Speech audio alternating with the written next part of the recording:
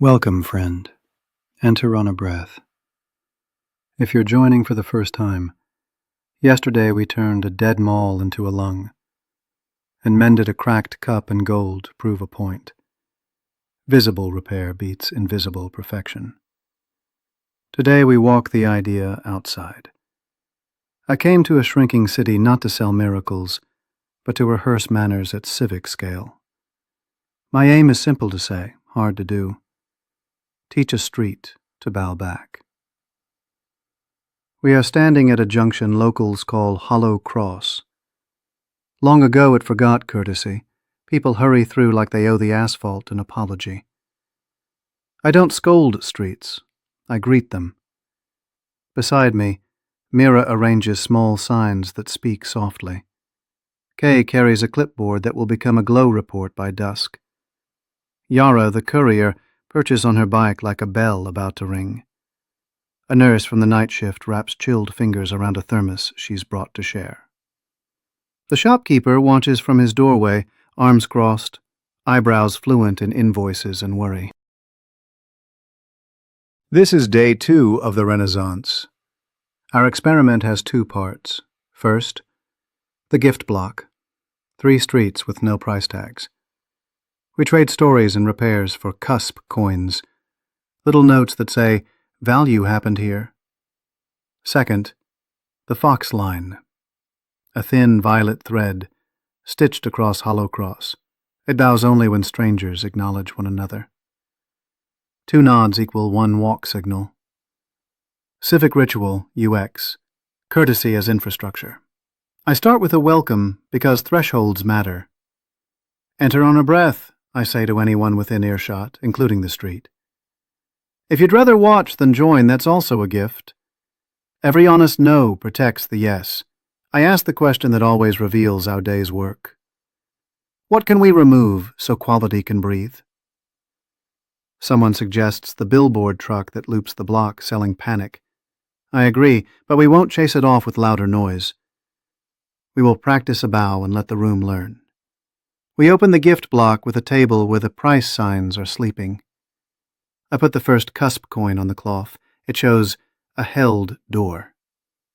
The coin isn't money. It's memory that can be traded. The nurse places 3 thermoses on the table and says, "For the night shift." I slide her a coin.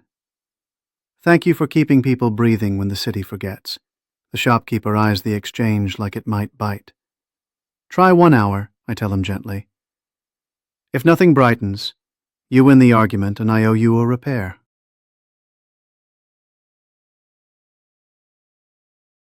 He grunts the international word for "we'll see." Across Hollow Cross, a grandmother stands with a child whose impatience is a small storm. I catch her eye and incline my head. She bows back, queen-like. The Foxline dips. The crossing answers, "Walk." No horn demanded it. No megaphone bullied it. A kid laughs the way kids laugh when the world behaves. The driver nearest us unclenches. I see it in the mirror of his window, jaw softening, shoulders sinking a centimeter. That's the policy I came for. Hearts vote faster than councils. I tell the corner a secret. Courtesy is infrastructure. It hears me. Yara rides the block like a fox with errands, ferrying small things to where they want to be. She hands the nurse a second coin for bringing tea to a driver who didn't realize he was dehydrated from being stubborn. The driver looks surprised to be liked. Surprise is a door. We hold it open.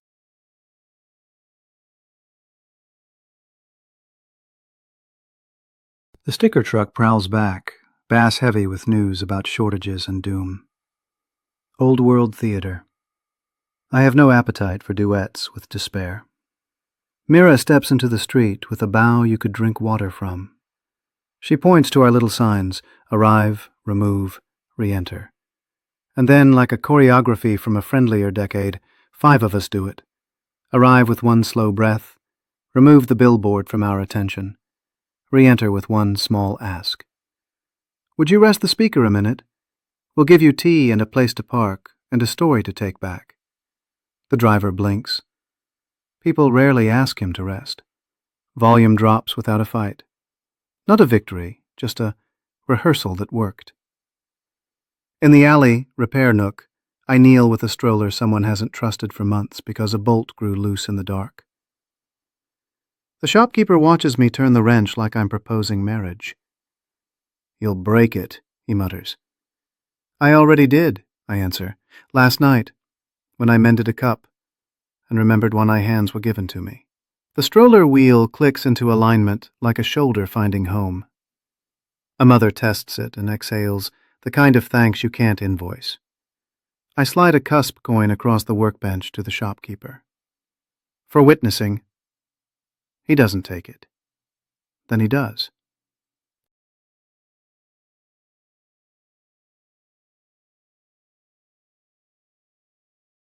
At the gift block stalls, an elder barters 2 jars of kombucha for someone to sit with her in a waiting room next week.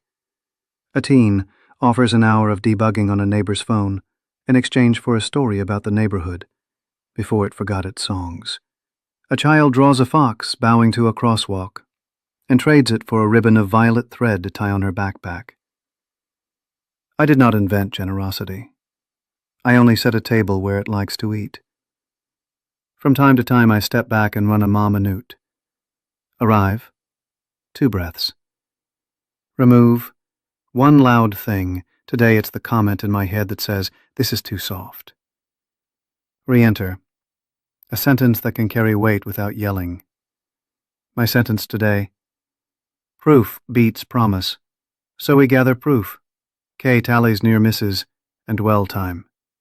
"We used to rush through here like it was an oven," someone admits. "And now I'm lingering?" Linger is a measure of safety. Linger is a metric. K notes 3 public apologies, spoken in full sentences and not weaponized. He asks permission to write them down without names. Permission granted, twice. A third time we're asked not to. We honor the no. Consent is the seam you don't paint over.